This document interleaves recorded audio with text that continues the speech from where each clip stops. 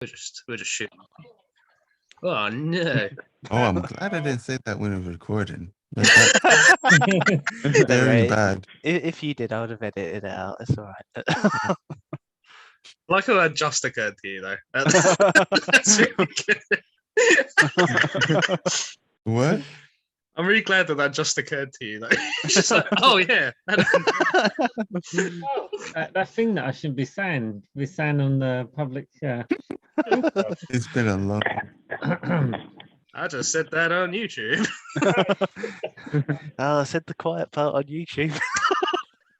Spider-Man spoilers. Comments rolling. Pickle. So, Where's Humphrey, Where's before. I told you, Pat got the hump and decided not to come. Are you joking? No. Oh, what? Why do you get the hump? What happened? Oh, I don't know exactly, but he was coming, and then he decided he was he was coming, and then he got the hump on like Wednesday, and then said that he couldn't make it, and now he's not here. So.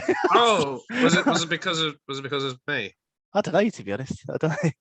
Well, I'm not sorry. At times. At the L quarter pounder. At the what? At the L quarter pounder. Oh. That one's a that one's a Fractal movie reference because it's Pulp Fiction, but it's also Bad Times at the El Royale. Very nice. You know what? I've said it so many times that you said Bad Times at the El Royale, and I was like the quarter pounder. In the back of my mind. Right, Humphrey, why did you pick this absolute relic? Because I had to pick a film club, and I picked this one. Yep. No. Cool, we've gone full circle because your first pick you picked because you had to pick a film for film club and it was on Netflix and it was free. So yeah, cool. No, I picked this film because I was actually going to pick it a while ago, but it wasn't on Amazon. But the reason I picked it was because I remember watching it a while ago, like just channel flick, switching, and I was like, oh, this looks interesting, and then I was like, wow, this is actually really cool, and yeah, and it stuck. My highlights of the film are the robot's outfit. I thought that was seamless. That is literally, yeah. When I first saw it, I was like, what the fuck is that? It's so bad, but so good at the same time. Because you can clearly tell it's a person because he's got bendy arms. They didn't like cover up the seams so he looked like he was an actual robot. He just you can tell it's a person because I got bendy arms. It's the way the suit creases. It's like, oh. I feel like you've been waiting to get this one out for a while. You picked it so that you can rip on the robot. It's just so great. I think for that alone. But I was actually quite surprised how good the CGI was. Well, if you can call it CGI. I don't know what you trick photography. It's like the transition effects are quite cool for the time period. You think it's 1951? Probably quite groundbreaking back then.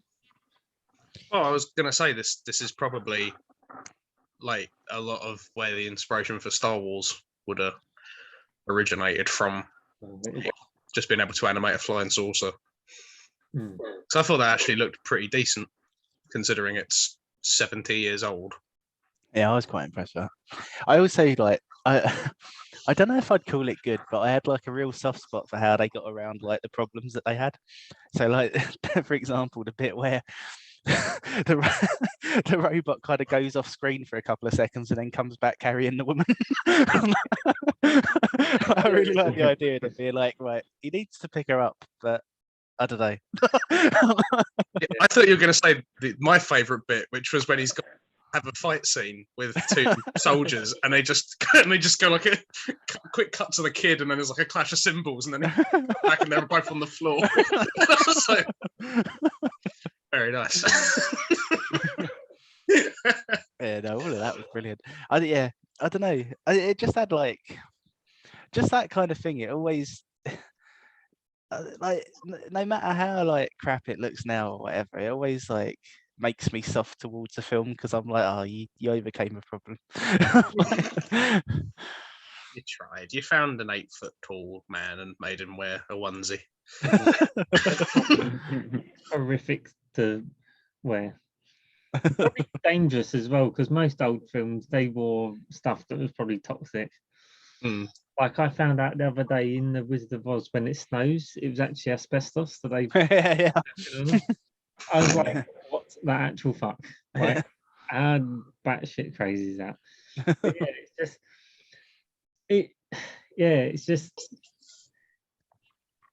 it's weird because one of the main things in the film is like human nature, and like the fact that he goes around and he's like these people being horrible to each other, and it's kind of the whole point of the film is to basically get along and don't be arseholes, and he gets treated like shit. Even he gets shot twice and they don't even ask questions.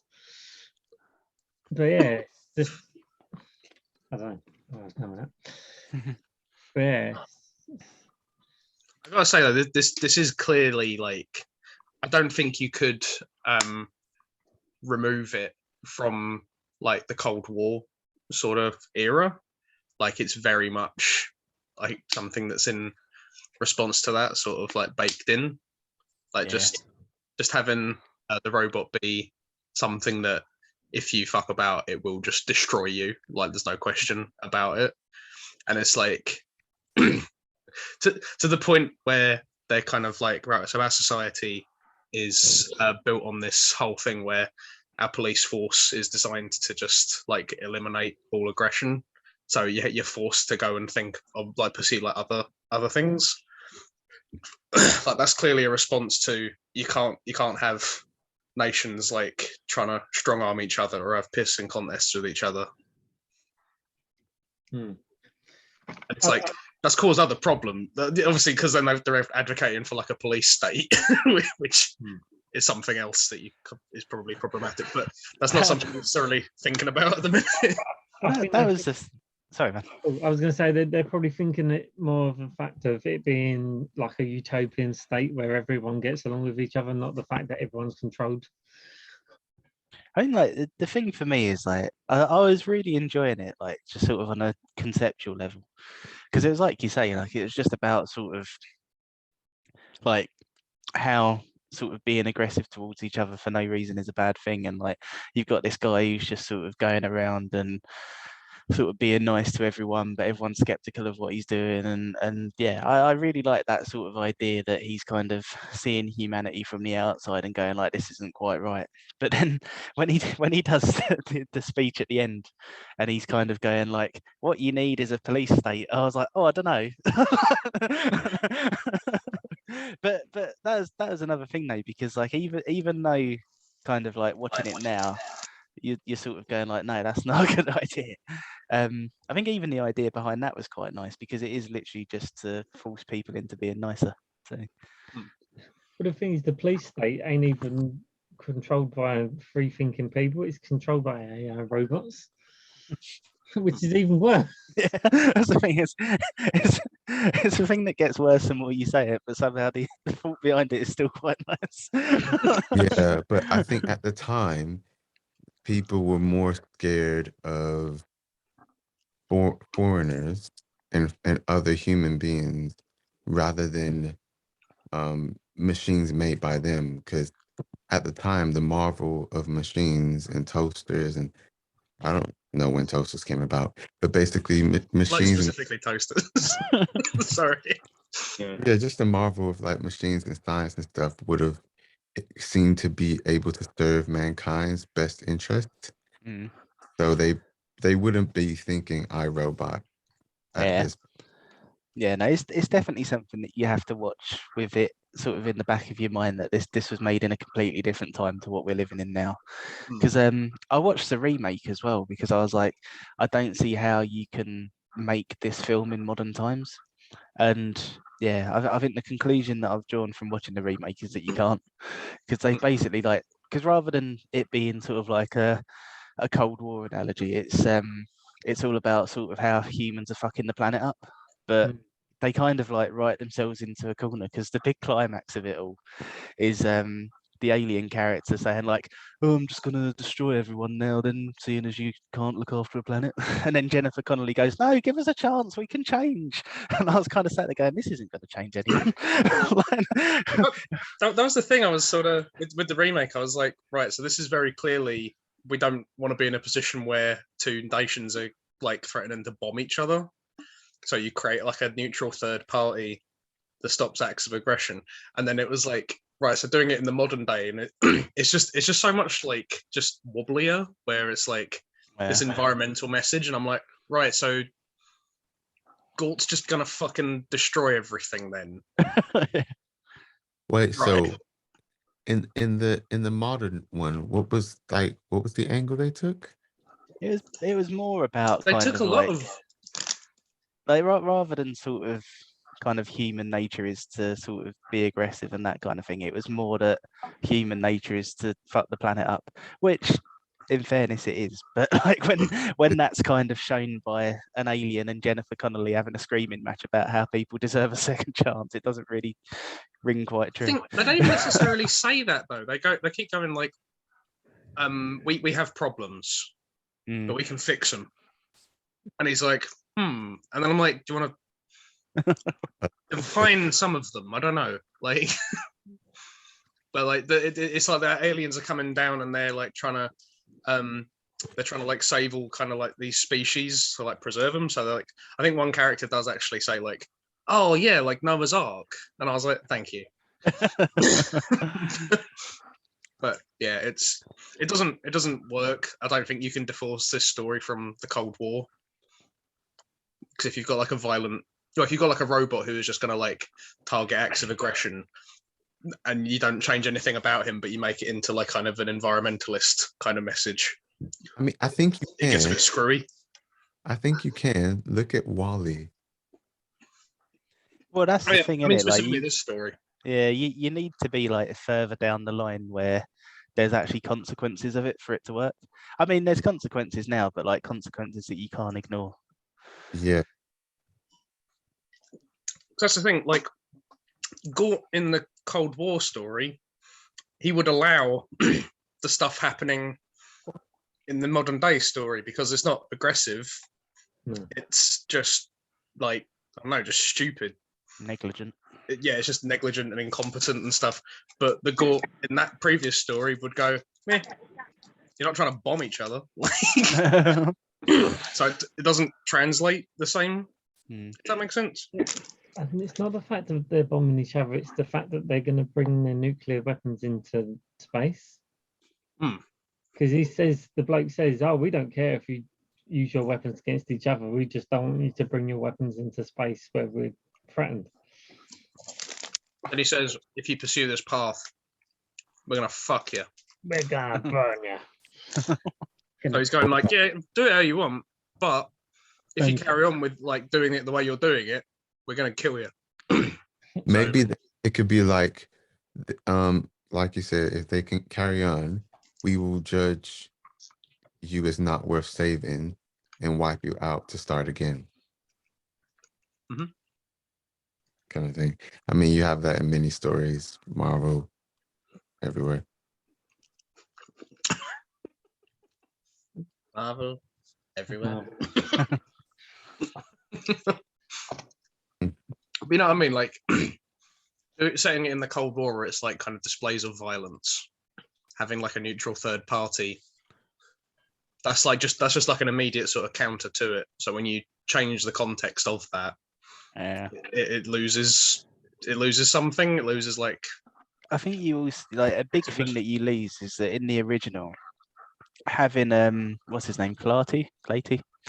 So like having him, having him go around with the little kid, because it's like you got that sort of childish innocence where you sort of like he's not old enough to sort of advocate for violence, and you get that nice little dynamic between the two of them because yeah, like it's kind of like he's seeing the world through a kid's eyes as well, and that's like that's a really nice thing, but you can't really scale that to humans have an indistinct problem and the Earth's in trouble.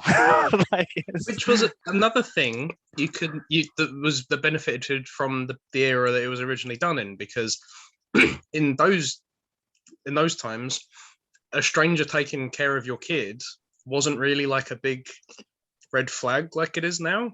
Oh, yeah, if you put it in the remake, he's in the woods with some fucking Keanu Reeves guy, and he doesn't know a thing about him, and he doesn't have his mum there, and it's like way more fucking sinister than, hi there, I'm a nice guy, I'm renting a room upstairs, you need to go on a date, I'll just take him around, I'll take him to the movies, like no biggie. Like they actually have like kind of a warmth with each other, and they kind of enjoy each other's company, and it's not really anything problematic. But it would make more sense if it looked like one of her cousins that she was kind of close with. And it's like, oh yeah, and she has a thing for her cousin too, but it doesn't do anything as a cousin. And it's America, so it'd be believable too.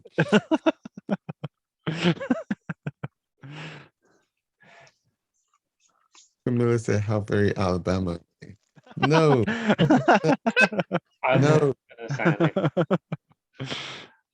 that's what I mean. Yeah, it is sadly dated and limited by like the technology in the 50s, but you can't take it away from the 50s. Yeah, I do agree with the effects, saying they were very good. I I wasn't a fan of some of the choices of sounds, but that was just very of the time. That's personal. But going about what you said about the Cold War and everything, I was just like the vice or the secretary of whatnot who was talking to Clay too on behalf of the president. I was like, can you at least act like there's not just 3 countries in the world? Yeah. Just like he said, I'm gonna read all the replies. Yeah. Uh, The day the Earth stood still, but in particular these three. Oh, You could put countries in there. Like, talk about the United Nations, and then you only talk about 3 countries like no one else replied. Just like, I found a bit of a plot hole in the film. Oh yeah. Really? Yeah. Get out of here. I just was thinking about it. So the bit, you know, when he says about, oh, I'm going to do something that's not too drastic, but it's going to make people see, like make them stop. Well, he does something that's quite, like, he takes out the power and everyone's like, oh, this is like awful and we can't do anything. But then they say that the planes in the sky, it had no power. So you're telling me all them planes would have just fell out of the sky and killed all the people? And No. They said that it's not affecting the hospitals or the planes. oh, I clearly didn't mention that. oh, if that Uh, the amount of death. I was gonna say, because fucking hell, like all the people got killed in the airplanes. Because I was like, hang on a minute, this is going to cause massive fucking problems. And then someone actually has a line like, oh yeah, no, it stopped everything on ground level, but not any of the hospitals or any of the planes. Also, I didn't bother to try and think too scientifically about it, especially with when the film took place. I was like, you know what? It's no point. I was just thinking, it's a worldwide EMP. Somehow he achieved it. Does not matter. But I was looking up whether cars in the 50s would have had like an electrical component. Apparently they did. yeah, It's from 1890. So I was like, oh, okay, fair enough. it's the spark plug basically to just ignite the flames. The first battery powered car was in like 1930 as well. Surprisingly. Okay. Oh, really?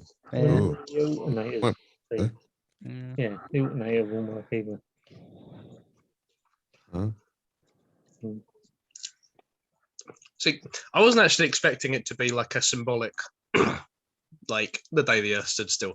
Because I remember when the remake came out, and I just thought it was really stupid.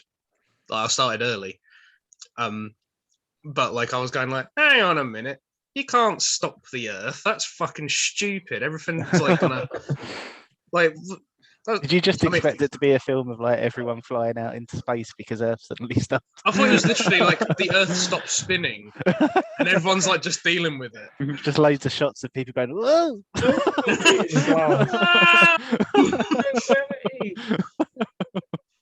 Oh, that'd be hilarious. Imagine it's shot from space where everyone's in orbit. It's like a huge, like, muddy firework. I was just seeing Keanu Reeves' face, and I was like, "This is bullshit." Fuck this. I didn't mind the remake, but I did watch that ages ago. So Watch it again. It's shit. It's on Disney Plus if you want to watch it. Oh, for fuck's sake! Did you pay for it, Alex? Yes, I did. Oh, mate. £3 fucking 50 as well, which I paid for every single Roger Moore James Bond film. Grumpy. yeah, I When really did that like come out? the How old scene was where the saucer lands and then they all run away from it. yeah. That was brilliant. I was reading stuff about that because I was like, why did they choose to do this? And apparently it was literally just that the director did like loads and loads of takes and he kept being like, they're not running away fast enough. So he just sped the film up. He speeds up the driving sequences, which looks really bizarre. They're like, Whenever I saw something like that, I was always just like, oh, bless their cottons. Bless them. yeah. You think this is like 6 years after the Second World War, which is Yeah. Pretty good. I think it shows as well because, like, even just in the starting kind of like 20 minutes, all the information's coming from like the army straight to the radio. And they're all just telling people what's going on. They're just keeping them well informed. They're not trying to hide any of it. They're not making any kind of attempts to like keep any of this under wraps. It's just straight up. They're going like, we'll just keep them informed throughout the whole time. That like we'll just give them like just current developments. And I was like, Jesus, that was. I don't know what it was. Obviously, I don't know what like news was like back then. I don't know if it even was that, but I was just like, that's not how that works anymore. Like, you know, way more. Well, like Close Encounters, there'd be way more attempts to cover it up. Like, so I don't know if that was just a case of something like that didn't happen back then, or if it's just something that the writer assumed. Well, I think would be happening, if that makes sense. I think like that only really became part of like mainstream consciousness after things like Watergate. I think before that, people generally trusted like governments not to do that kind of thing, and then when there was like this big example of it like happening, yeah. I'm not familiar with Watergate. with Richard Nixon. Yeah, so it was in I don't know, probably like the early 70s. It was basically just like, yeah, there was like, so Richard Nixon basically got caught out covering up like a bunch of stuff, and then yeah, that's it really. there's not a great deal to it. It's just like there was loads of like little moving parts in the run up to Nixon's re-election, and then he ended up stepping down over it. Dodgy bastard. I gotcha. But yeah, Close Encounters would be sort of like the like weirdly my closest comparison. Yeah, it reminded me a lot of Close Encounters because it's like, a similar not sort just of thing. Outside of it being a UFO, but it's just like the sorry, not just surface level. There's a UFO in it. It's basically film, but like just kind of the attitude to it, where like Close Encounters, they're trying to cover it up. They're trying to get like a task force together. They're trying to like recruit people to come and check it out. Whereas this is just like they're going like, yeah, no, everyone needs to be aware of this. There's a weird man, could be on any street. Fucking watch out. There's a UFO, there's a big robot. Well, it's the same sort of thing, isn't it? It's kind of like if aliens did end up on Earth today, like what would our reaction be? And it's too interesting, kind of like, ideas about it. I suppose the difference is that in the day the Earth stood still, you get more of an alien perspective than ours. Because Yeah. our perspective is just like, well, what does he want? Also, that woman in the who was sharing, like, was renting one of the rooms, she was fucking great. I really I really enjoyed the character. She was just kind of going like, well, I think we know where he came from, and he's like, outer space, and she's like, or was it Russia? And I was like, no, you dumb bitch, he came in a UFO.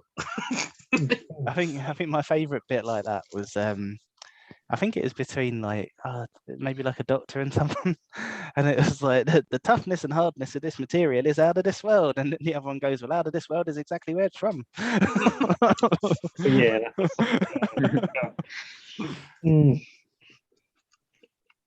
Masterful. So good. I did like the bit when they first meet him and it's all tense and they look round and he's all dark and he's like, and then he's just a normal person. They're like, oh, thanks. Oh, he's got a room. Yeah, that was such a weird reaction to it. He's just gone like, I'll just enter and I'll just stand in the darkness until someone acknowledges me. And they'll turn around and see him and they're just like, what the fuck? And then the lights come on and they go, oh, he's a person. Okay, fine. Would you like a room? Here's my kid. Yeah, he's Yeah, that's a scene that you really couldn't recreate now.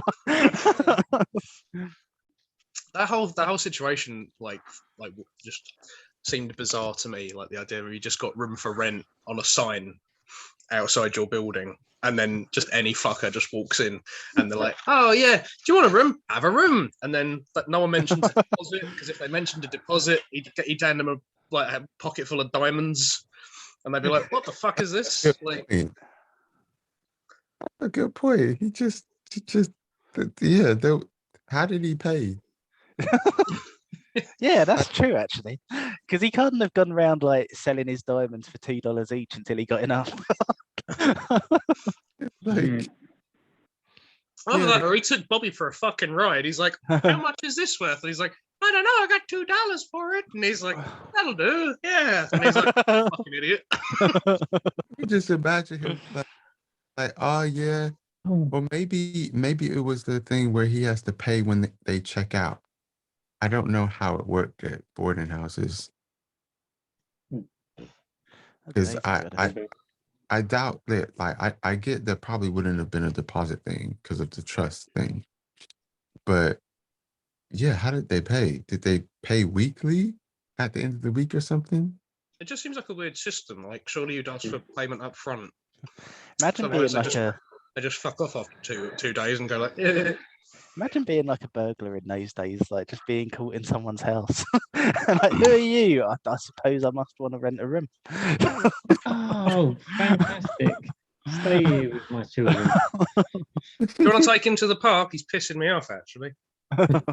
Oh, the bit that got me as well was the fact that she said, oh, you gotta go to bed now, and he gets in his bed and then he goes under his bed, picks out the train set, and it's the loudest thing in the universe, and he's like, beep, beep. I'm like, how the hell would she not hear this? And then where are all the Spanish doctors? They were not chasing the Spanish girl wandering around, I'll tell you that. That's an old reference to The Fall. No, you were the one with the fucking issue with it. Yeah, I took that from my my consciousness. I completely forgot about it existed. I will say one thing is that when I started watching it, I was kind of looking at the screen and I thought, this is a square. No, I thought that, and then I'm like, wait a minute, it's a rectangle. I was going to make a joke about there was a problem with my film. It was a rectangle. Almost squarical. Literally, when it come on, I'm like, is this how the film is going to be? And I was laughing. It's a square. I'm not sure what ratio it must have been. I think it was 4:3. It is 4:3. Yeah. Yeah. One, Same as the lighthouse. Oh, what'd you say, Ben? It's the same as the lighthouse. It wasn't. That was a square.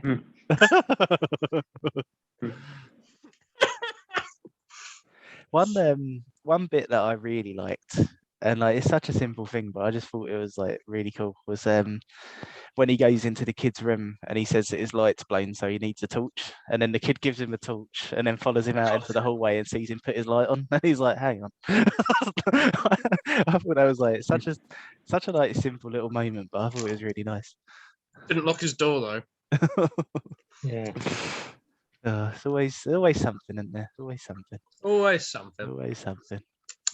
I was thinking about when he does his first little approach, and he comes out the UFO, and he's like, "We come in peace," and he's like presenting this weird spiky thing, and then everyone's got a gun on him, and he's just walking toward him, and then he just presses a button, and all these prongs come out of it, and then someone shoots him, and he drops it, and he's like, "This was a gift for the president. He could have studied all the planets in the solar system with this, but now you've shot it." Anyway, I don't want to show. But he later then says, "I didn't want to show like favoritism to any nation in particular." And I was like, right, so you got another one.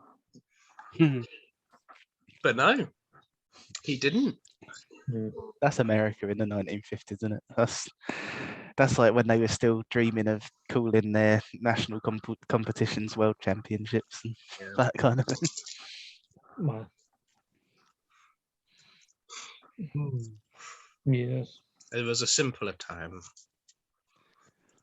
But then it's okay because Professor Barnhart, who is not played by John Cleese in the original, which is good because John Cleese is shit in that film. He like a... yeah, he is in it in the end.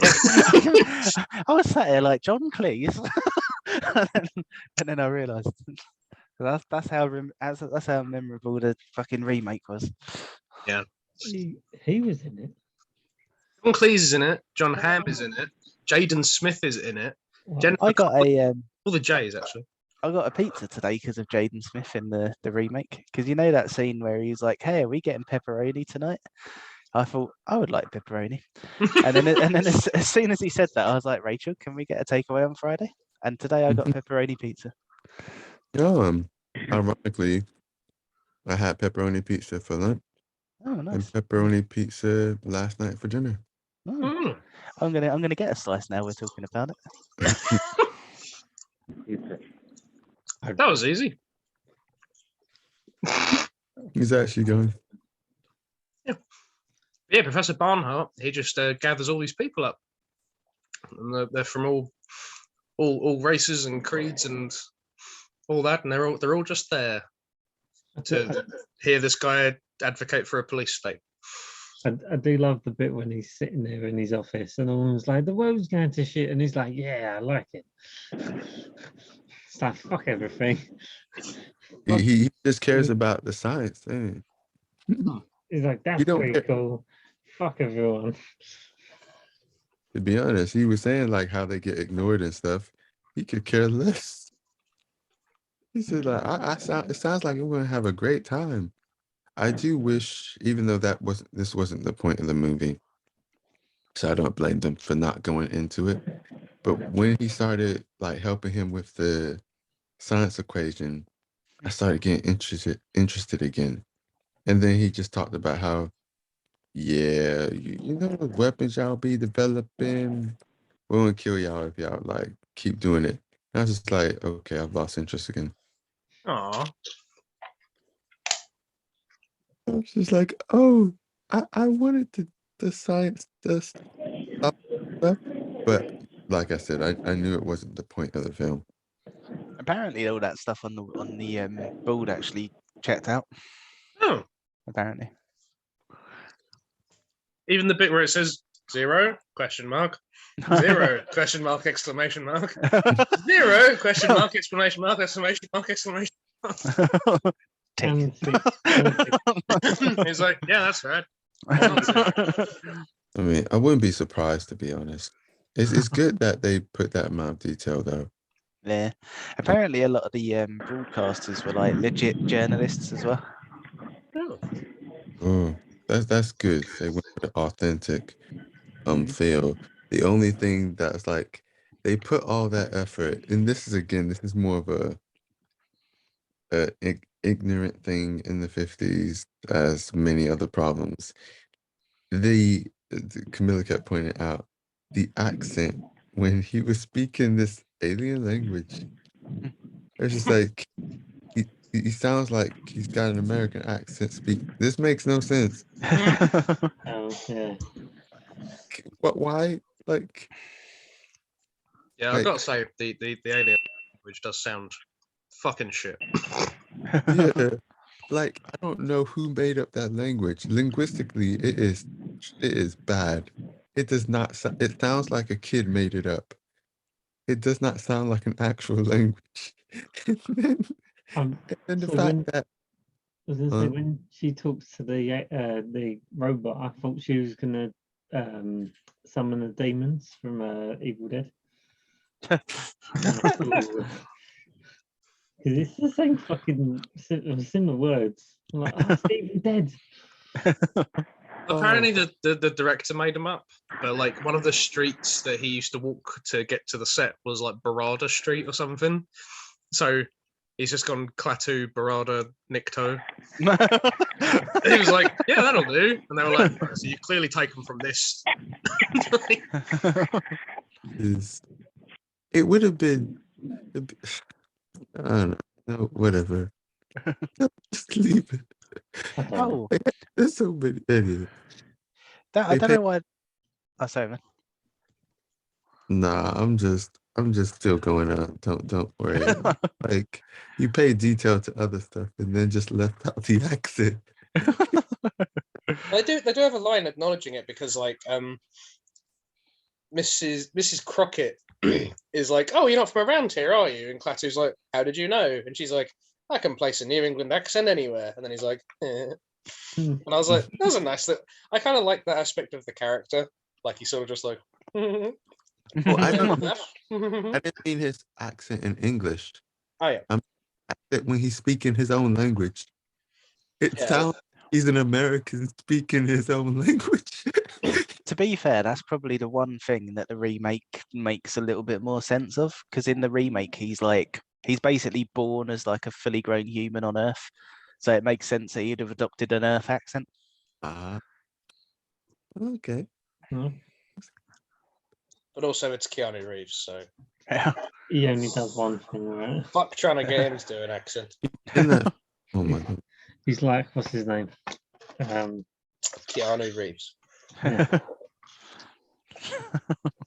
Oh, Sean Connery. He's the one man.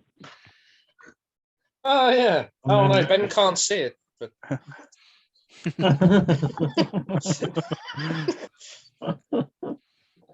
sorry, it's completely tangential. But yeah. Explain it for Ben. Ben, I am showing this lovely picture from The Simpsons, and it's a picture of Sean Connery's James Bond, signed by Roger Moore. Marvelous. It'll go on my bedside to remind me of Sean Connery, and also Roger Moore, and how much I hate them. Oh. Sorry. Oh, Roger Moore. Sean Connery. I'm just like scanning through the trivia for this on IMDb, and there's a bit that's like written really funny. So it says the DVD commentary is done by director Robert Wise and is joined by fellow director Nicholas Meyer. Wise directed Star Trek, and Meyer directed Star Trek the sequel, Star Trek 2, as well as Star Trek 4.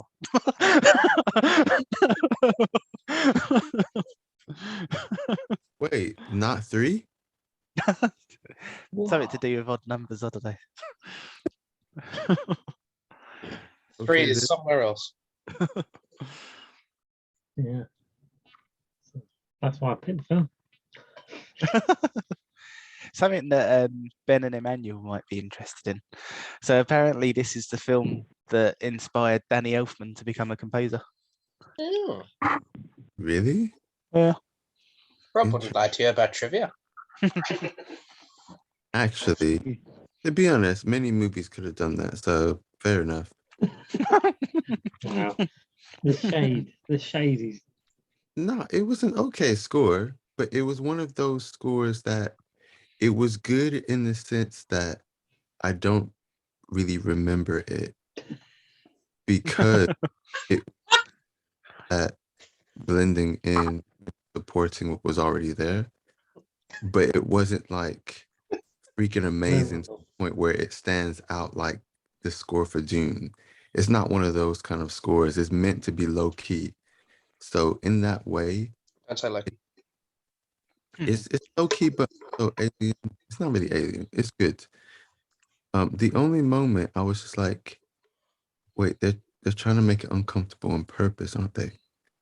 Is when they did like I think it's called like a pregnant pause when he after before he goes into the ship, back into the ship right at the end, it's just silent.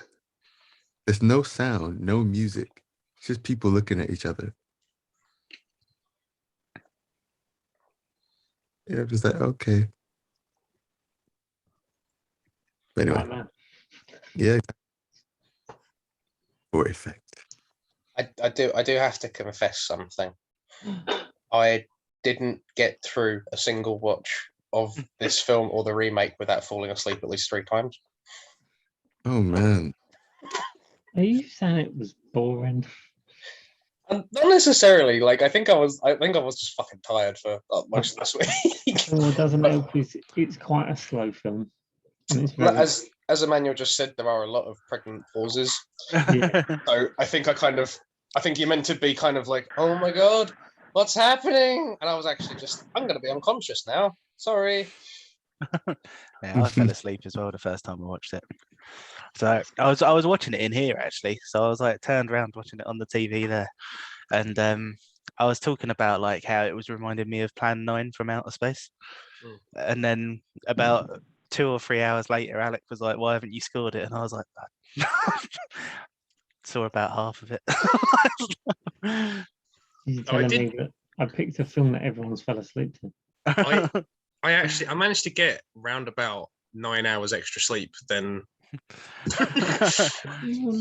Productive. I watched it all back, so I didn't miss anything. But I started again just for purity. You got a solid 9 hour sleep out of it, so I did something good. I did spend a lot of time unconscious, so it should have taken an hour and a half, but yeah. I want to know why Pat hated it so much. Probably because it was old and there was no explosions. Pat was really funny because he was like, "Oh, I think I found my limit for how old a film I could enjoy." But he gave Seven Samurai a good score. That was 3 years younger.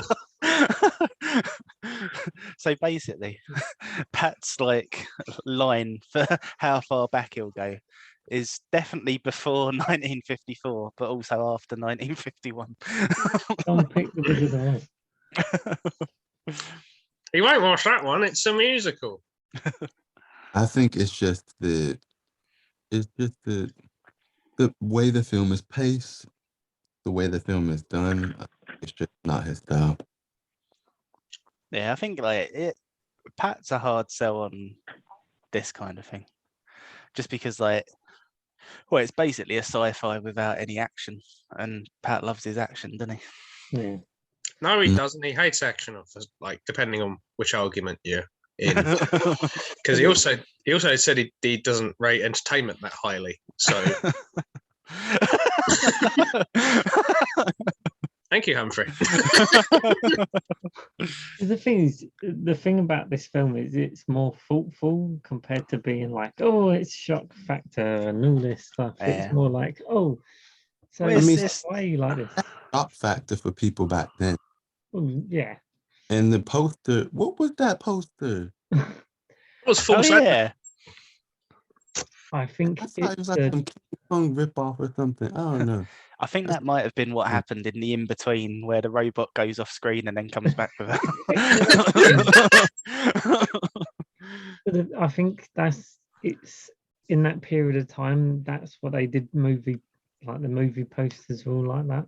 They kind of made them so they was like dramatic, so people would go and see it and go, But the thing, sure? for the rest of the movies, it made sense. It didn't. This didn't. It didn't have any, like, they wasn't going around attacking people. It was more of a thoughtful. Yeah, there were no monsters. What I wouldn't be surprised by is if they just like traced an old King Kong poster and just like put a robot there instead. That's the funny thing. It is King Kong. Like it's not. The funny thing is that robot literally does nothing the whole film. Yeah, it was getting. I got They about couldn't an show hour. any in. action, so I 'cause got about an otherwise hour. you'd go like, "Wow, that was like a fucking garbage costume." I got about an hour into it, and I was sat here like, "What's the payoff for this robot going to be?" Because that was quite significant when it turned up. It's just done nothing since. Yeah, Here's that, a block of plastic. just for anyone watching, this is this is not the film. This has nothing to do with the film. It's odd because there's a lot of old films like that where they have a really dramatic poster, and they're probably not as dramatic as the poster is. But the So thing she is, looks quite happy, actually. Oh no, she doesn't. I That's think the part of the poster, because I'm looking at it again, the only part technically like is like if you dissect it, the guns pointed at the robot is technically true.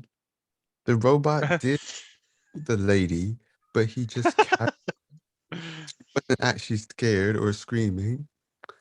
There was no Planet of the Apes looking hand on the world, but maybe that's what he was trying to suggest things. They were gonna wipe him out if they didn't like like I forget the word, cooperate. Mhm. It's still stretching a bit. I just You got the thought people running away too. I know what it was now. They said to the artist, "We've got this film about this alien spaceship coming to Earth, and like they're threatening the Earth, they're gonna kill him." And he's like, "Okay, I've got this idea for a poster," and he's painted it all fully. And they're like, "So it's yeah, it's not like a scary action film." And he's like, "Oh, I've made the whole thing now." Yeah, we have to go with it. I just assumed there'd be a giant monkey grabbing the earth. That's what they really look like. He was just like a clone. That'd be funny though. In that story, that'd be great. I can imagine it. There's I just wanted to say, the last 5 picks have all been record breakers. Oh really? Inception was the most expensive until Wall-E, which came directly after it, followed by the cheapest film, 12 Angry Men, followed by the youngest film, Tick Tick Boom, followed by the oldest film, which is this. That's pretty cool. That's pretty cool, I think.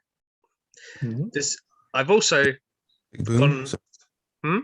Oh, never mind. What'd you say? Oh, don't worry. Camilla answered me. Oh, okay. But the budget page is right next to the recurring actors page, which is actually something I wanted to bring up with you, Humphrey, Yeah. because you said in 12 Angry Men, oh, he's in The Day the Earth Stood Still. Who are you talking about? Was he? I don't remember. Brilliant. I remember saying that. Yeah, you said something like, "Oh, I was watching 12 Angry Men, and then I saw this actor, and then I thought of picking this or something." Something along those lines. No, it wasn't that. It was when I was looking through the Amazon listing for the films, like when I was looking for the 12 Angry Men, and for some reason this come up, and I was like, "Oh, I really wanted to pick that," and it's actually on Amazon. I think it's probably because of, I don't know, because it's old. It's like a suggestion thing or something. I don't know. Or one actor was related to something. I don't know. But that's how I got to see it, and I was like, "Oh, I'm going to pick that." So I spent a lot of the film going, "Who was in 12 Angry Men?" No. I had to look for it just for the recurring actors page, but I was like, who did Humphrey think this was? Hey Ben. Hey, Real now. Benji. That's it. We're going. This Fine. Ben, would you like to weigh in on things? It's good. It's good. Solid. Yeah, I heard your points about the poster, which is really interesting because it's kind of like it's a classic like B-movie poster with the hand like on the world like that. And it's just could be like any alien sci-fi movie from the 50s, which is, I guess, the problem. I think the thing is, it's a terrific film, but it has some cliches from that era. Like, it has like the armies running from, basically the armies running from screaming crowds of people and all that, and flying saucers and stuff like that. But it had, what was good about it, like you said, it doesn't have any action beats in the same way most sci-fi movies would, and that's why it sets itself apart, because it has something to say about the era it was made in, which I did really enjoy a lot. Because I think the only action beat there really is our main character finds a very fortuitous hole in the wall where there are no other holes in the wall, and he flashes his flashlight to activate the robot, and then the robot takes 2 guards out off screen, and then we're done. Well, there's a lot of conveniences, like his cell is in when he was compounded in jail or something, and Gort managed to just break it on street level and get him out so easy that way. And he said, but it was clever how they cut to scenes where they don't show the robot actually killing or maiming these men, because they couldn't figure out how to do it. So they just cut to the next scene of them being knocked out. I also didn't do the earlier shots of him just breaking down all these other walls and going, no, you're not him. No, you're not him either. Fuck, sorry. But it's like, you can forgive it, because it's like they had no way of doing it at least convincingly without it looking too stupid. Yeah, I think Gort not being in the film that much was a correct decision to make, because he can't walk up a steep, like a minor incline, without you going, oh. It's just the man in the suit. He can't hurt a fly, I think. Yeah. So, but yeah, that was it's the thing. It's a shame, because if a better budget was, well, if a more modern tendencies were done to it, technically it could be better. But as proven by the remake, it doesn't always work. It just, all the thought-provoking nature of the film was lost. All the originality and the look of it is just lost as well. See, what I think this is crying out for is a remake, but set in the 50s, because that's really fucking big.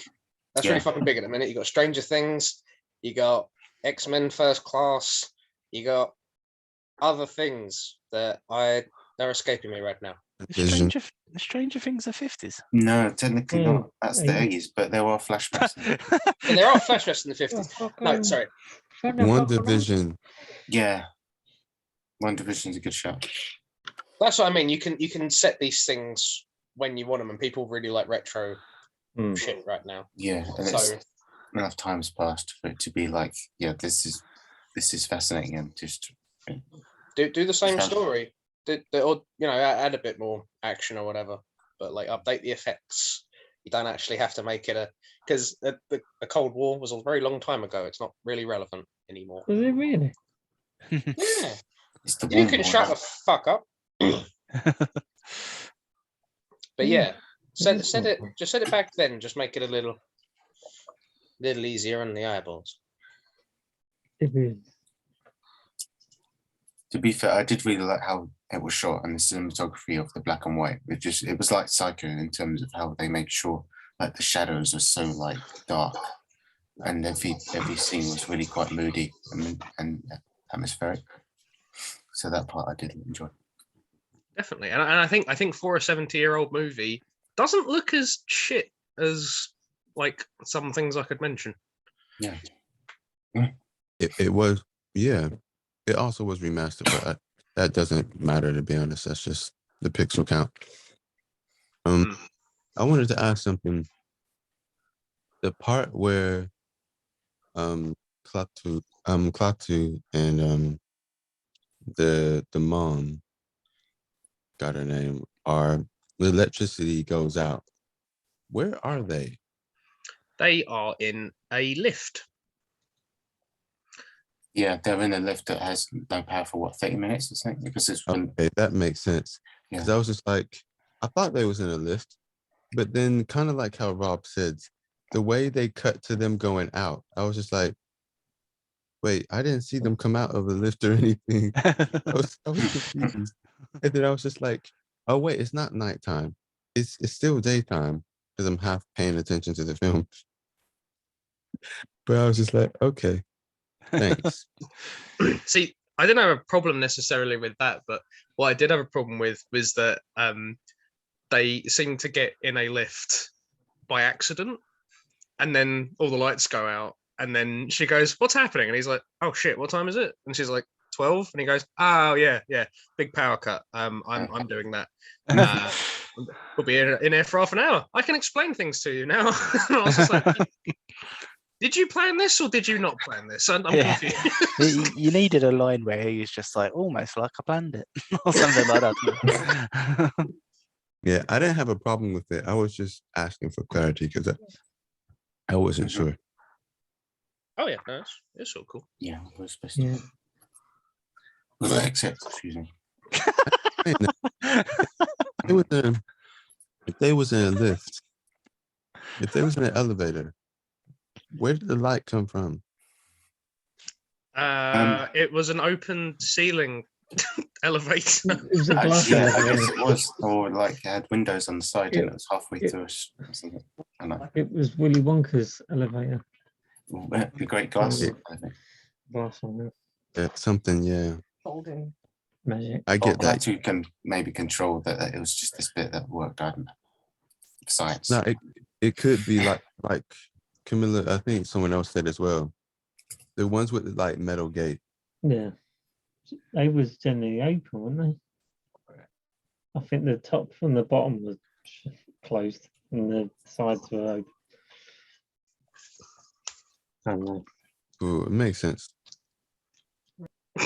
Yeah. Could you imagine though getting in a lift and then all the power goes out and you're just alone with your fucking weird neighbor who you've known for exactly 2 days, and he's like, "By the way, so I'm an alien." And you're in the fucking elevator and you can't leave, and you're like, And I put out the power in the whole world. You have no way of knowing if this is true or if I'm right. Yeah, I Change don't the know. elevator, but we have lights.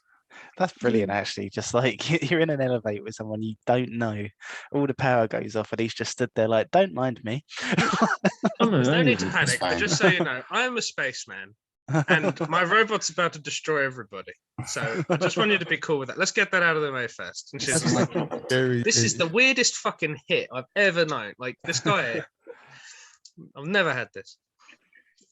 Honestly, you'd be shitting yourself. You wouldn't be going like, yeah, totally. You'd be like standing there like, what the fuck? She was very What- understanding for what happened to what was happening to her. I like the idea that they've sat down and tried to write it and then went, "It's better if we don't know what he said." When the film would have been like, oh. I don't really get why they don't panic more at the start, because they don't seem to panic that much. No, they're run about.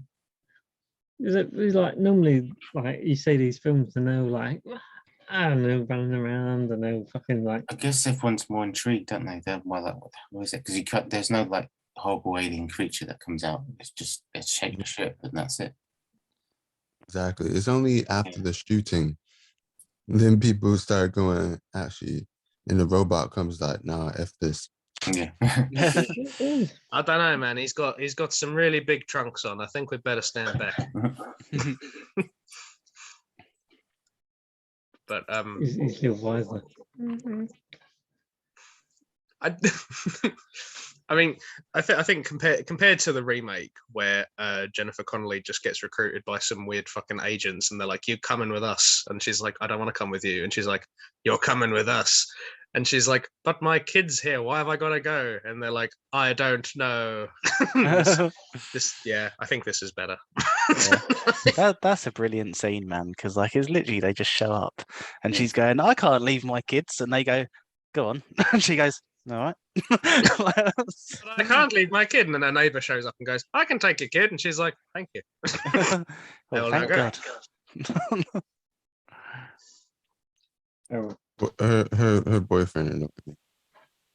I know that was probably the point. I was like, dude, can you just? I'm tired of seeing you and hearing.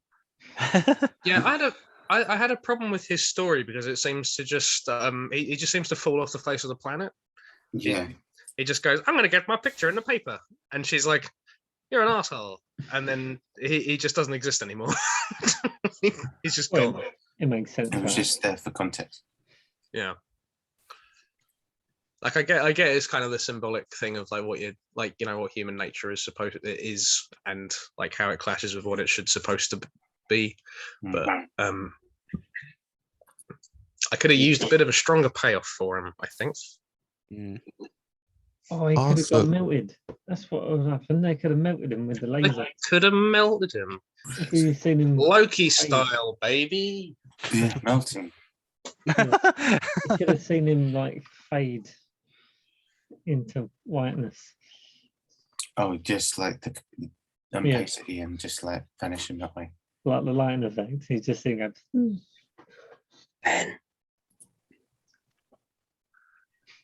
Oh yes, I did hear you say that. I'm glad you enjoyed your rare photo of Sean Connery signed by Rushmore. Ben, Ben, I had a good old It's laugh. worth $150 million. Ben. Can you I didn't realize see you liked me what so that much. What? is? Can you see what that is? I can see we have a pickle. No, I'm pointing at the fucking mask. Go back, speak again. I can't see it. You'll have to speak up. I'm wearing a house. Yeah, because I haven't got. I've got primary speaker view on. That's why I couldn't mobilize the words. I can't see it. It's all right. Dan just got excited. He just wanted to feel involved. Look, Oh yes, I can see it now. Yeah, Oh, I awesome. can't. it's really cool. I'm glad you loved Thank it. you very Do much. you what? I'm glad this is on the recording. Like Ben is ultimate gift giver. He got me V for Vendetta mask. Um, in the I thought you said B for Vendetta. V for saying that as Vendetta. a really random point, I thought V for Vendetta was on the wall of the guy's room in one of the guys' room in Tick Tick Boom, and then I paused. It's like, oh no, that's something completely different. Oh, what I was it? wondered where that was going then. I thought you were going to go like, I saw a V for Vendetta poster on that guy's room. And I was like, have you forgotten Rob's name? Humphrey's name? Ben's name? That guy called Daniel Humphrey. This is not a poster. But yeah, no, I am really glad that this was picked for Film Club. This was like a very interesting. I'm not sure I'd recommend either iteration, but like I think this has been a good. But like this has been a really nice sort of like just kind of look into. I wasn't expecting it to be like as advanced as this. I think. Yeah, it's a lot to talk about for story perspective and a visual effects perspective. That's what's so cool there. So what you're saying, Alec, is just don't watch the remake of any film that's made because they're The generally West Side Story remake's really good. Yeah. We should, we were going to say like the Spielberg remakes are usually pretty damn good. Yeah, War of the Worlds is pretty good as well. What the one with what's his name? Yeah, Fred Tom Cruise. Cruz. Fred Cruz. Fred Yeah. Cruz? Is he like In the Mason. older brother? Old Fred. Does his own stunts, I hear. Understand that I was tempted to pick War of the Worlds as well. Oh, nice. You should. So Oh yeah, I'm going to see the concert as well. Oh yeah. oh, cool. Different one. Basically, I had to decide what to get my mum and dad for Christmas, and then I kept seeing posters of it, and I'm like, that's what I'm going to do. I'm going to get them tickets. So we're going next year. But yeah, this was a. I'm gonna just ignore what you said. This was a great little film to have as part of film club. Well, I'm glad that you liked it, Alex. I didn't say that. I liked it. I liked it. I Oh, liked fuck you. the B moviness of it. Yeah, I liked it too for similar reasons. There's another really, really good bit of trivia that I found while we were talking earlier. This is probably my favourite bit of trivia that we've had in Film Club so far. Oh So my it God. says, some reference works state that Adventures of Superman star George Reeves appeared as a television news reporter with eyeglasses in one sequence. This is not true. The actor playing the role bears no resemblance to Reeves. What And in a other- 1995 interview with Reeves biographer Jim Beaver, director Robert Wise stated unequivocally, you know, that it is not Reeves in the role. It appears that someone jumped to conclusions. The trivia was cool. Nice, very nice. Do we want to do like favorite bits? Yeah, sure. Yeah, I feel like Ben needs to have a little bit of time because he spent most of this in transit. Just trying to confirm. This was the film that a lot of people who didn't catch the fact that it was an ad for a movie on the radio. Oh no, No, that's no, that's War War of the Worlds. Mm. That was the radio play Of of the book. Okay. yeah, because similar they- around the same time, but it wasn't this film. because what happened was they aired it on the radio and everyone thought it was actually happening, so they all panicked. Yeah, they just what's his name? Orson Welles read it like he would be a news reporter read it in that sort of same Oh, style. wow. You know, Yeah, and everyone was so convinced by his performance that they thought it was real. very cool. Yeah. Thanks. Ben, what was your favourite bit? Feel free to talk as much as you like because you've missed a lot. Sure. I think I did, even though, like you said about Gork being like the cheesy B movie robot, I did like the build up to his reveal of this. Just to see he's just suddenly standing there is quite an interesting scene, and the idea that he would be able to vaporize anything if he needed to. But I think my favorite scene was when he goes against what's her name, the mum of the boy. She confronts him with the 3 words and manages to like stop him from like killing her and take her into the ship. But it was a classic science fiction moment, but I did really enjoy it for that reason. Just because it was just like he is a monster in some perspectives, but misunderstood. He's just doing what his programming is. He's just like there to just protect Klaatu and just fulfill his duties, and that's all. But there's nothing like he's not setting out to kill everyone. He's just doing what was programmed to do. Because I think that's a nice little moment of tension as well, because like Klaatu's not there, so all she's got to go on are like those words and stuff, and like it is quite a, and it's not it's not quite as easy as just saying them. Yeah, like there is still like this giant fucking thing coming at you, like. Yeah, she screams and then hang on, she's like, oh wait, no, I need to do this. I need to figure out how to stop this thing, otherwise I'm just gonna get squashed. I like the way that he kicks the chairs as well. We're not talking about your favourite bit. No, yeah, The chairs. he just kicks the chairs as he walks along. Quite funny. Yeah, We're now talking about your favourite bit. my bit. Poor. Go for it. Four. Poor.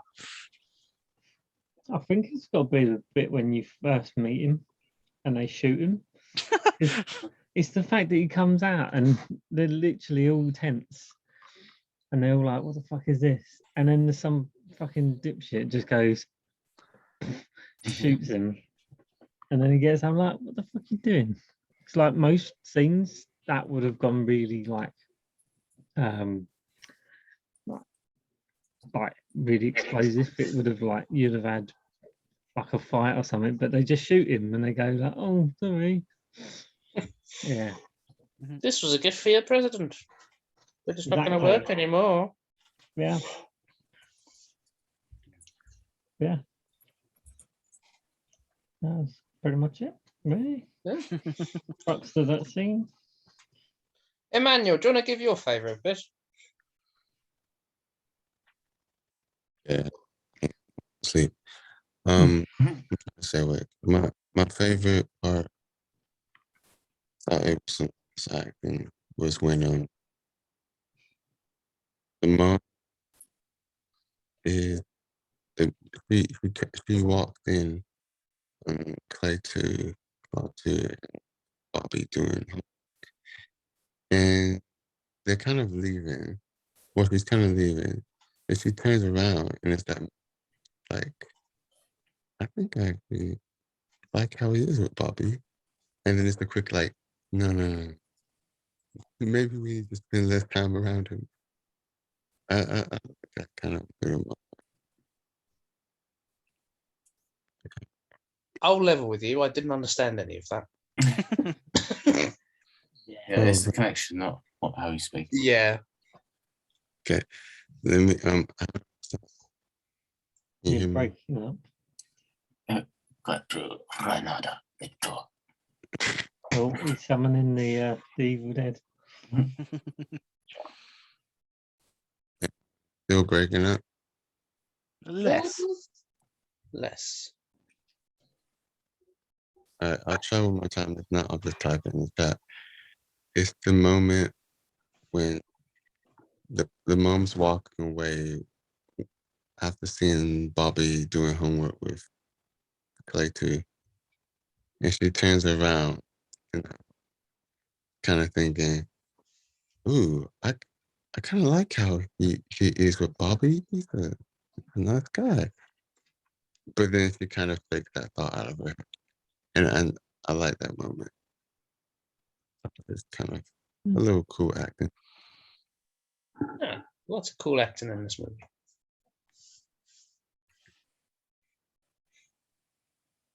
Bob, Yeah. what's your favourite bit?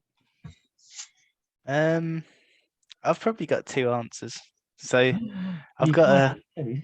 I've got a serious one, which made me think, oh, this is a nice film. And I've got a not so serious one, which made me go, I really like how much of a B movie this is. Yeah. So the serious one, which made me think, oh, this is a nice film, was when the reporter asked Clayton kind of like, I think he asked something like if he's scared or something, and his response is something like, the only thing he's scared of is when people substitute fear for reason. I thought that was nice. I really like that line. But then the not so serious answer, where I was like, this is brilliant, like this could be part of Garth Marenghi's Dark Place, was the bit with the secretary where she's like, the phones aren't working. And the guy's like, call the phone company. And she's like, but the phones aren't working. That was so funny. That's great. Yeah. It's like the As you phones. would. That was fucking because I've had that conversation before. It's just like, well, call the phone company, and it's like the phones aren't working, and it's like, oh yeah. I love the dialogue in general. Like there was a bit that reminded me of Pat as well, when they're they're around the table and the guy's like, why doesn't the government do anything? And the other guy's like, well, they're only people like us. And then he goes, they're not people, they're Democrats. Yeah. Actually, them three people are some of the best characters because they're just, as you said, they're like polar opposites and they kind of bounce off each other quite well, even though they're like really, really minor characters. That's something that I really love about sort of old 50s films like this, is like there's so much like just stupid humor that you don't get anymore in films like you don't really see it in like any kind of sort of serious sci-fi now. Yeah, you don't, and not enough. Like Arrival, I think, was the last certainly thought-provoking original science fiction movie. If you don't include Dune or Blade Runner, but I think Arrival was something in the same vein as Daily Still. I keep seeing a trailer recently for a film called Moonfall, and yeah, that isn't. That's not a Daily Still film. And it's just like every time I see it, I just like get like a little twinge of like sadness because I'm like, this is what sci-fi is now. And It's like basically Armageddon on crack. the trailer is basically just like a guy going like, "Oh, have you seen what's happening?" And another guy goes, "No," and then he goes, "Well, the moon's out of orbit," and everyone goes, "Oh shit!" Yeah, but they have to blow up the moon like Vin Diesel style. With cars. For Well, fuck's sake. they got to blow up the moon that's coming towards Earth. So stupid, man. That fucking sucks. Yeah. I think the problem with sci-fi now is that generally the people that make it are the people that have got the really, as you said, wacky ideas, and they're always really stupid and they don't really go anywhere. But the thing for me is like if the moon was out of orbit, like, I mean, yeah, We'd have bigger problems. it'd be catastrophic, but like, it don't really say anything, does it? Like, like an alien sort of landing on Earth and like how we react to it, that does say something. But just the moon being out of orbit and everyone going like, "Oh bollocks!" like, It looks like we must destroy the moon. This will have no problems after we do this. Except for the sea levels are rise because. Yep, just off the top of your head, that one. Yeah. And there's a bit as well, and like this is what I mean about like dialogue in these films changing. So like, there's a bit in the trailer where like I assume it's supposed to be like the big comedy moment of the film because somebody goes, "Oh, we're gonna have to blow the moon up," or something stupid like that, and then someone else goes, "That's the coolest sentence I've ever heard." It's like, it's not though, is it? It's like a bit worrying. It's not cool. Maybe if you're writing this story, maybe you don't want to have that as a line of dialogue to prop it up, so you can trick people into thinking it's cool. Then you think it's imagination. But that's the difference, isn't it? Like, this is kind of going like, "Oh, the moon's out of orbit, and it's very cool to acknowledge it." Whereas this, you've got kind of like this alien going around where people are going like, "Oh, you sound like you're not from here." Like, it's just, two different worlds. I mean, it's the thing, like the sci-fi element is kind of, I don't know, over by. Oh, it's not over, but like the big spectacle sci-fi stuff is over by about the half-hour mark. Well, like we've done the UFO, we've got the robot, and he's like vaporizing weapons and stuff. And the rest of it is how this alien is making sense of us.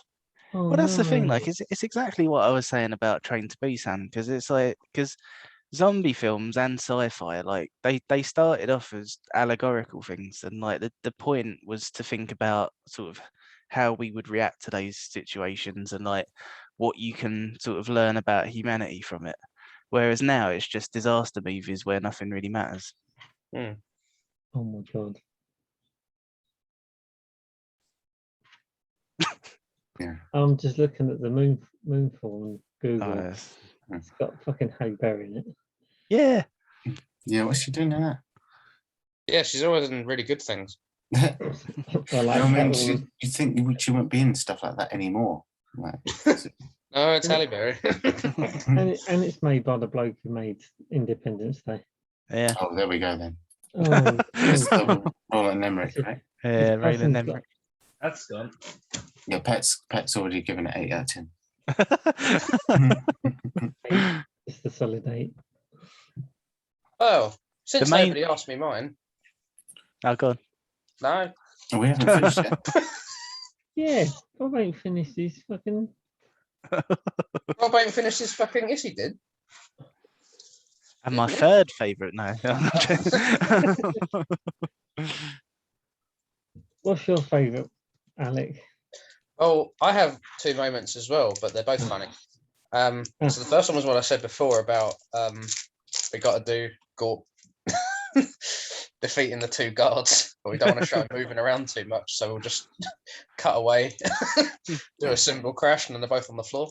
Brexit. It reminded me of when we went to that wrestling show and I went for a shit, and I came back and all the people were on the floor. But the second bit was the bit with the doctors, and they're kind of sitting around like discussing him and stuff, and he's just like, "Oh, he looks 35. He's actually 75. That's crazy."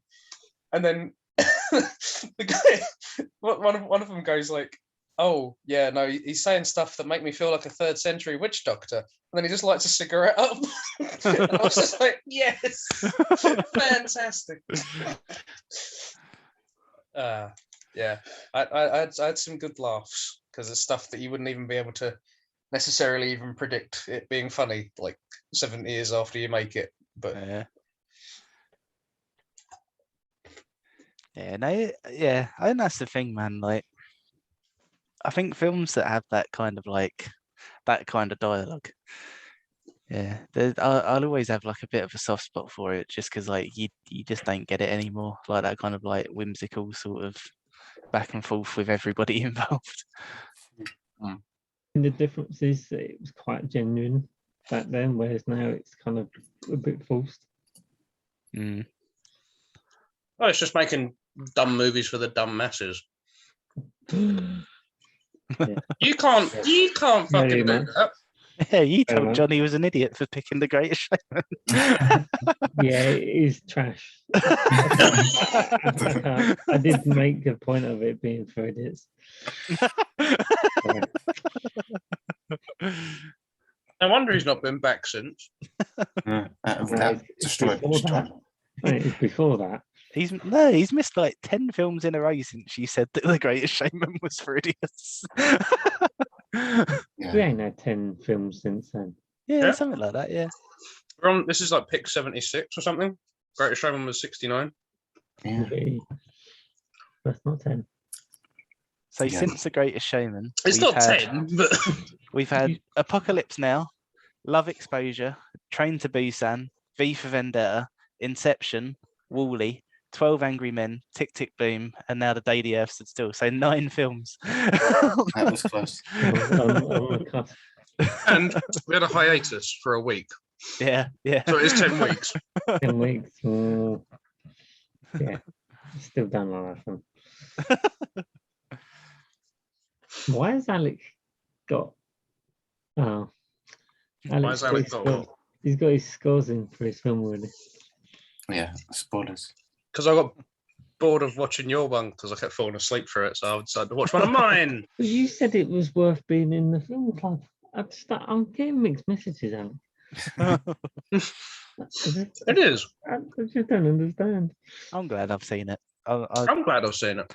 Yeah, wonderful. There's a few Yeah. lines that I'll regularly quote from now on. I was really tired before watching it. Oh, I'm glad some people enjoyed it and some people saw the significance of the film's impact. Hey, on cinema I went history. back and rewatched it. I didn't just leave it there. Oh, Ben, did you hear what I said about Danny Elfman?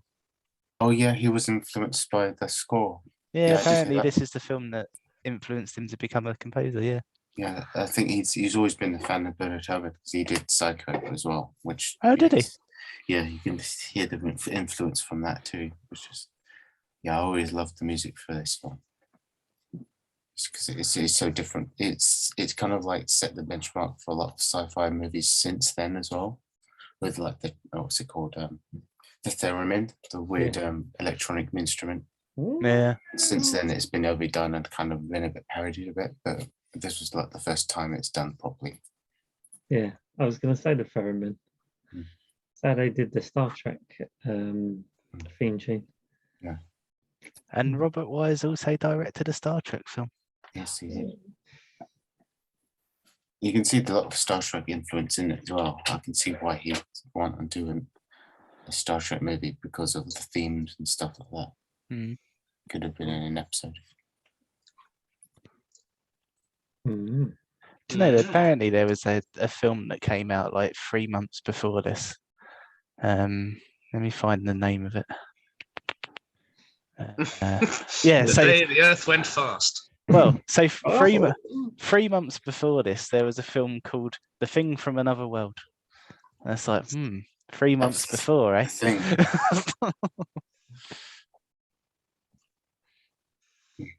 That is the original thing, to be fair. It Is is. it actually? Yeah, it's the Oh, I didn't original know that. one. Maybe. Oh yeah, that's the one. Oh, I remember. I got a bit of trivia for that. They actually set the bloke on fire, and he was running around in the suit on fire for like a few minutes, Not talking about that one. We're talking about your one. Yeah, but I'm just saying it's trivia. You keep the trivia for when you pick that one. Oh, I'm not picking. Well, to be honest, I was tempted to pick the thing. You should. Well, that's on my list as well. It was one of them ones where I'm like, that is a thing. Graham would be really happy if you picked it. Oh, I was waiting for Pat to go like, fuck him, but he's not here. Graham phoned me tonight. Did he say someone picked the thing? Oh, no. I didn't realise he'd phoned me until about 2 hours after he did. Oh. Does that mean that we have to watch the original, the 80s one, and then the remake? We could come up. Very I cool. think we should, yeah.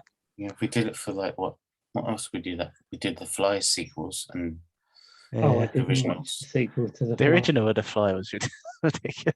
Yeah, I remember that was another one where I watched it. I'm like, okay, it's a bit like Frankenstein, and the fact of it's kind of a slow build up, and then it just goes completely fucking bonkers, and you're like, what? Not bad, bonkers.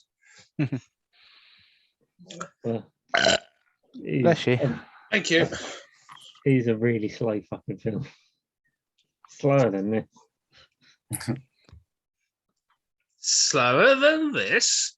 Get out Well, of here. the payoff is literally right at the end of the film. Yeah, the final moment. The final scene is where the whole film was just.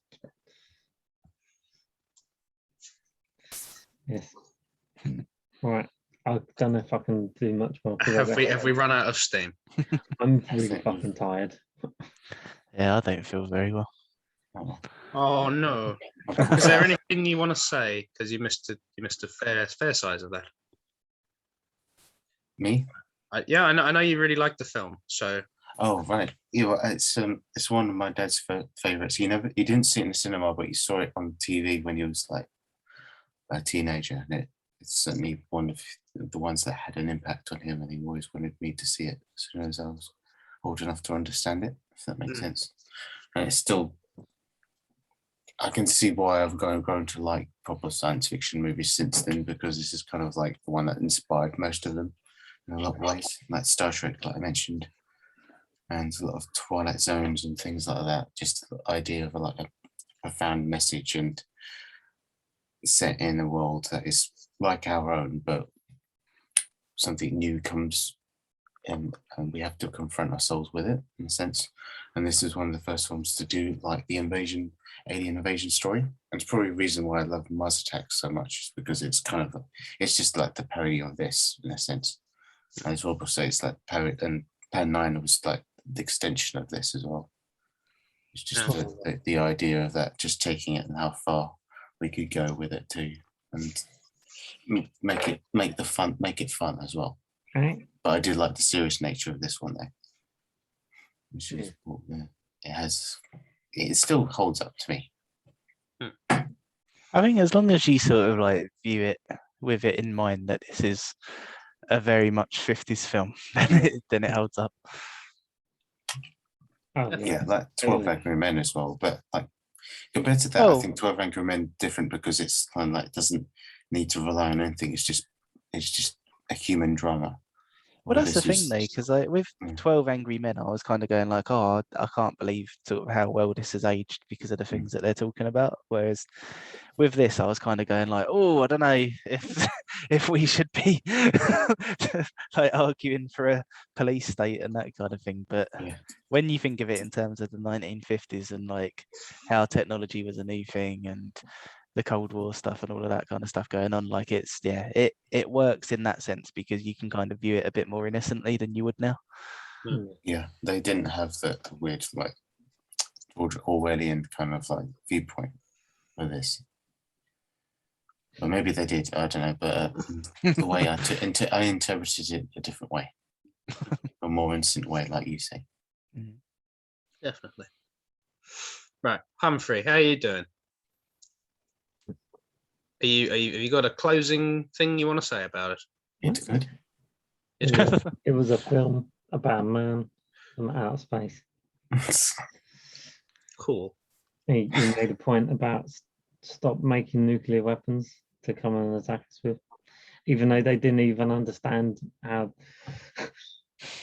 who the fuck they was and what the fuck they wanted most of the time. But yeah, That would have been a great scene, actually. Just him going, "Don't you attack us!" And they're all going, "Who the fuck are you?" why are you coming here and fucking telling us what to do? We don't even know how to use fucking spaceships. Toasters. But yeah, I'm glad that people enjoyed and see the significance of the cultural impact the film had Yeah. on cinema. Yeah, man. Yes, and yes, Alec, I'll hand the baton to you. I thank you. Is Emmanuel conscious or Emmanuel. I don't think so. Emmanuel is not conscious? That's okay. I will. Yeah, I'll just announce my film then. So, the Christmas pick for this year is a little film that came out about 2 years ago. I first saw it in Australia, and I fucking love it.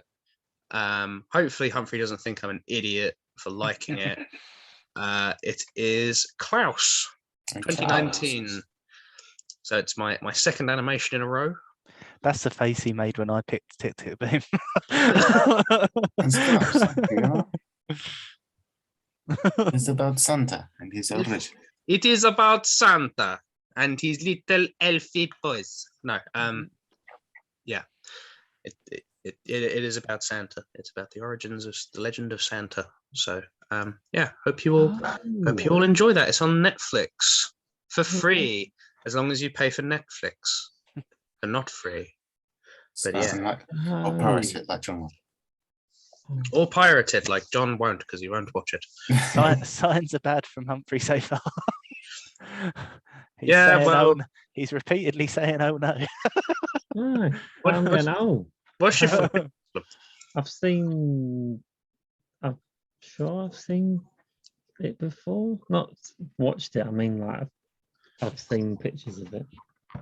It looks interesting. Excellent. Very interesting. Well, Very it's not going to be The Great Showman. Is it a Yeah. musical? It's very it is not a musical. Good. That's a plus point. I've known better than to Like a musical. trust you to discern between. So it's when I pick The Sound of Music and everyone shits their pants. And you go like encourage this- you to fix the Sound of Music. Yeah, and we'll all go, this is really effective and stuff, and it's really just talked to me in such a way that makes me assess myself That's and my life and all that, and then it just ends with there's a musical and I say shit. Yeah, and Pat's going to be like 1 star. Yeah, Nazis in it. It does have Nazis in it. That's seven Nazis in it. It's the same director as this week's film as Yeah. well. Robert Wise. Yeah, I'm just posting that in now, available on Netflix. I do have something I need to run past you guys Oh. about it. It's not exciting. Oh, Eb's a bit funny about Christmas. And yeah, she has asked if it would be possible for us to take a week out to do it. I completely understand if you don't want to, because it is the Christmas pick. My parents don't really care. She said parents don't care, then she doesn't really care either. But I said I'd ask. So does anyone have an objection to doing another week off for Christmas, or like feel free to say no? I'm just kind of What One of if them. we skip John's pick? Oh, I mean that's the best of both worlds, really. that's not the fucking quick. It is the Christmas pick, so you know I get it if you don't want to. But yeah. would it be? Thoughts? Um, I guess it would be like New Year's Eve, but again, I know we've already taken like a hiatus and stuff, so feel free to I Tell don't me- mind whatever the majority does, to be honest. tell me to go and fuck myself. That's completely fine. I don't really mind. Yeah, Well, as long as we don't do uh, another one anytime soon. But we're saying that we probably will for Emmanuel's wedding, won't we? Yeah, We're doing a hiatus for Emmanuel. I imagine Or so. we'll do a Just double, because I like don't we're know. there for like what 3 days? No. We're Oh! doing film club. We're doing the 6-hour version of exposure. I thought. Oh yeah, Ben, we're gonna force John to watch it over the stag do. He'll have no escape.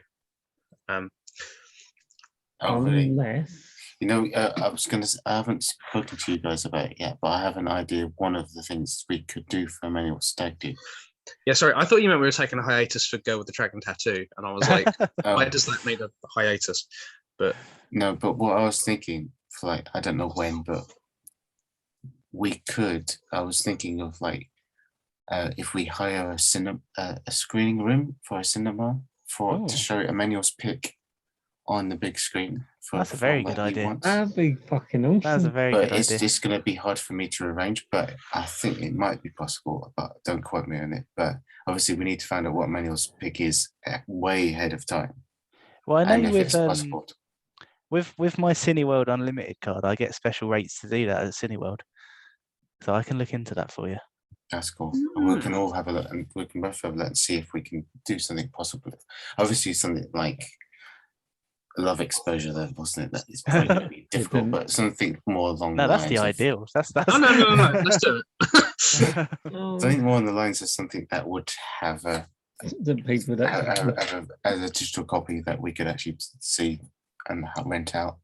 I think it would Do be you- a great idea. Could you imagine the look on John's face? And we're like, you're gonna have to watch it now. 6-hour film was like, oh, I've got to do a bad poo. If That'd we be could do really that, cool that'd be then. really great. that'd be really cool.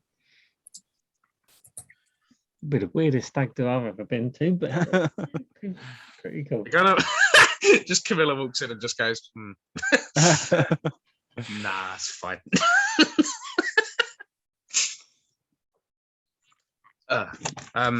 But yeah, we went a bit off topic there. Yes. Right. Are we? Okay. Is that all right? Or When would it? When were you saying 2 weeks? I'm saying, yeah, 2 weeks. So you But- skip because it's Christmas Eve next Friday, right? Yeah. That'd be the Yeah, so first- skip Ooh. doing it Christmas Eve, do it on New Year's Eve. If that is not feasible, you just say. Actually, you know what we could do? We do it on New Year's Eve, and then we can have New Year's together. Yeah. There you go. Because I know we want to. We're gonna have to do the awards call after John's pick if he picks. That's If we're well, allowed to pick. that's the thing is, 'cause if he's- he I'm does not- it, isn't it?